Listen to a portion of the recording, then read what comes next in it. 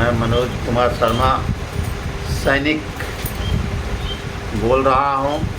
मैं बालूघाट मुजफ्फरपुर बिहार का निवासी हूँ।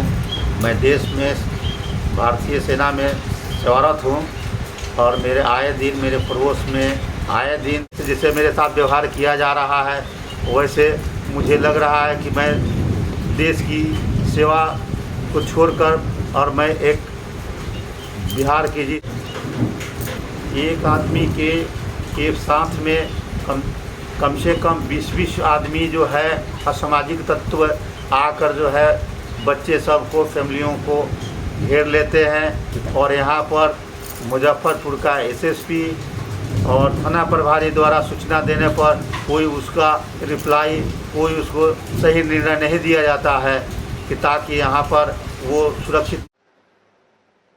जय हिंद, जय भारत, वंदे मातरम। मैं रविंद्र फौजी। अभी जो आपने ये वीडियो देखा छोटा सा, अभी आगे इनका बचा हुआ वीडियो मैं दिखाता हूँ। ये एक सैनिक हैं जो कि वर्तमान में अभी सेना में सर्विस कर रहे हैं और इनके परिवार को वहाँ के कुछ दबंग लोग रोज धमकियां देते हैं, इनके बच्चों को मारने की धमकियां देते हैं, इनको करते हैं। और ये जब पुलिस के पास जाते हैं तो पुलिस उल्टा इन्हीं को बुलाकर थाने में टॉर्चर करती है, वो करती है। एसपी तक शिकायत करने के बाद में भी बिहार पुलिस का ये हाल है, क्योंकि कहीं ना कहीं सैनिक तो अपनी जो 18 साल से लगाकर 30, 35, 40 साल तक देश सेवा करता रहता है, वो बाहर रहता है, इनके टच में नहीं रहता। और जो लोग वहाँ लोकल के 2 नंबर वाले और वो जो पैसे वाले टच में रहते हैं, पुलिस तो उनकी सुनती है। तो यहाँ मैं पुलिस का तो रवैया आप सबको बताइए, किसी भी स्टेट में क्या हो रहा है मुझे उसकी बताने की जरूरत नहीं है। लेकिन मैं यहाँ देश की जनता से कहना चाहता हूँ कि जो इनका वीडियो है ज़्यादा से ज़्यादा शेयर करके माननीय प्रधानमंत्री जी, रक्षा मंत्री जी तक पहुँचाएं। और रक्षा मंत्री जी और प्रधानमंत्री जी से कहना चाहता हूँ, जो सैनिकों का मनोबल दिन प्रतिदिन गिरता जा रहा है, ये तो एक कहानी है। मेरे इसी चैनल रविंद्र फौजी एक्स आर्मी आरटीएफ पर ऐसे बहुत से जवानों का मैंने वीडियो डाला है जिन्हें स्टेट पुलिस द्वारा छोटी छोटी बातों पर उठाकर पुलिस से ले जाकर बंद कर देती है। उनके परिवारों के साथ मारपीट हो रही है तो पुलिस नहीं सुन रही। अगर फौजी ऑन ड्यूटी है और वो कुछ बोलते तो उसको बोलते हैं तेरी नौकरी खा जाएंगे। ये यूपी में भी एक वीडियो सामने आया था। तो इस तरह की जो घटनाओं पर क्यों नहीं एक ठोस नियम बनाते। यहां मैं एक आपको छोटा सा वीडियो और दिखाता हूं, जो हमारे अभी नए सेना अध्यक्ष बने हैं, उन्होंने स्पीच में क्या कहा है। का सवाल है, मैं उनको विश्वास दिलाना चाहूंगा कि उनका हित और कल्याण मेरे लिए सर्वोपरि रहेगा। साथ ही में हमारे भूतपूर्व सैनिक और वीर नारी, उनका वेलबींग को ध्यान रखना भी मेरी प्राथमिकता रहेगी। अपनी स्पीच में उन्होंने कहा कि मैं जैशो जवान और पूर्व सैनिकों के परिवार के लिए सदैव उनके हित में कार्य करूंगा। तो श्रीमान, अगर आप हित में ही कार्य कर रहे हो तो इस पर कोई ठोस नियम बनाएं। आर्मी ऑर्डर में है भी कि पुलिस किसी वर्तमान सैनिक को बिना सेना की इजाजत या बिना किसी संगीन जुर्म में जेल में नहीं डाल सकती। लेकिन ऐसे हजारों मामले हैं जिनमें ले जाकर मारपीट करके और फिर उसको डरा धमका कर छोड़ दिया जाता है और फिर उन्हें बोला जाता है फौजी की क्या हालत है। आप इस चीज पर ठोस क्यों नहीं बोल रहे। अभी पंजाब में आज से ही एक धरना जारी है मुक्तसर में, जिसकी डिटेल में वीडियो में दे चुका हूं, जहां एक एसएचओ फौजियों को बोलता है कि उसको एक फौजी को थाने में उसके साथ बदतमीजी करता है। उसको बोलता है कि फौजी तो वहां ड्यूटी पर रहते हैं और उनको पता ही रहता है उनके बच्चों के बाप कौन है। ऐसी गलत शब्द बोलने के बावजूद उस पुलिस को 2 बार धरना देने के बाद ड्रामा करके उसको एक पुलिस स्टेशन से हटाकर कुछ दिन से लाइन हाजिर करते हैं, फिर उसको वापस दूसरे थाने में एसएचओ लगा दिया जाता है। पंजाब में भी लोग धरने पर बैठे हैं और भी पूर्व सैनिक अभी जैसे एमपी में अपनी आरक्षण के लिए बैठे हैं।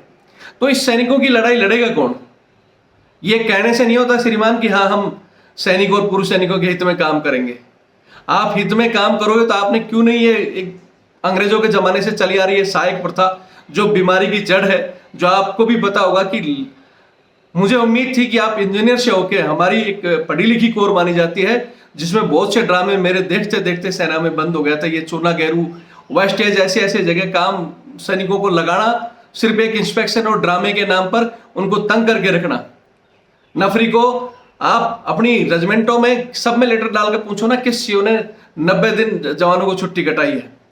इस लॉकडाउन में जो कि सेना का कोई खास बाहर युद्ध नहीं था, लेकिन फिर भी बहुत से लोगों ने 60 दिन से ऊपर छुट्टी नहीं कटाई। दरबार में आपके सीओ आदेश देते हैं कि छुट्टी नहीं मिलेगी, नफरी कम है। नफरी कहाँ है? नफरी 20% जो सेवादार बैठे हैं आप लोगों के घरों में, कर्नल एंड अबव के बाद में तो 5-5, 10-10 लोग जो बैठे हैं, जो कि किसी भी आर्मी ऑर्डर में नहीं है।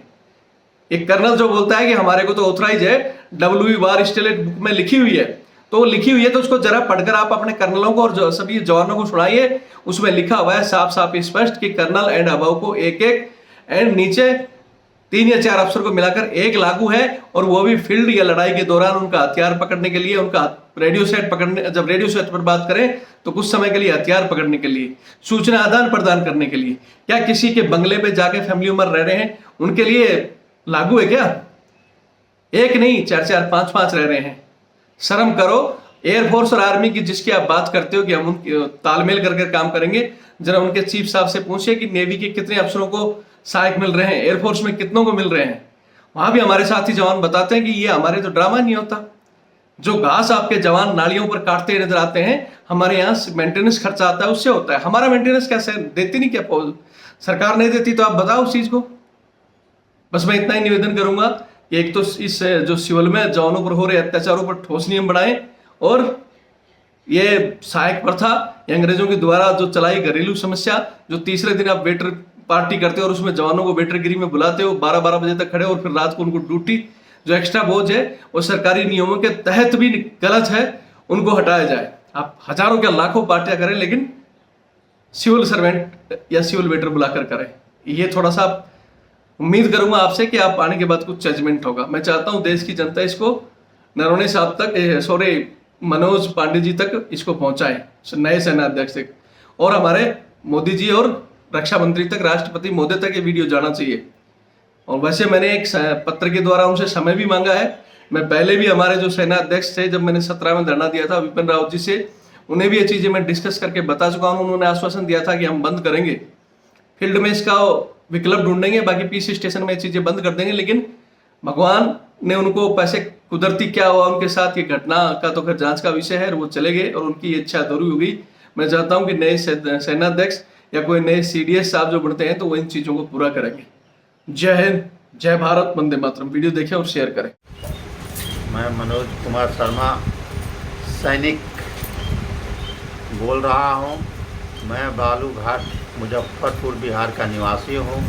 मैं देश में भारतीय सेना में सेवारत हूं, और मेरे आए दिन मेरे पड़ोस में मेरे पूरे परिवार को रहना मुश्किल कर दिया गया है।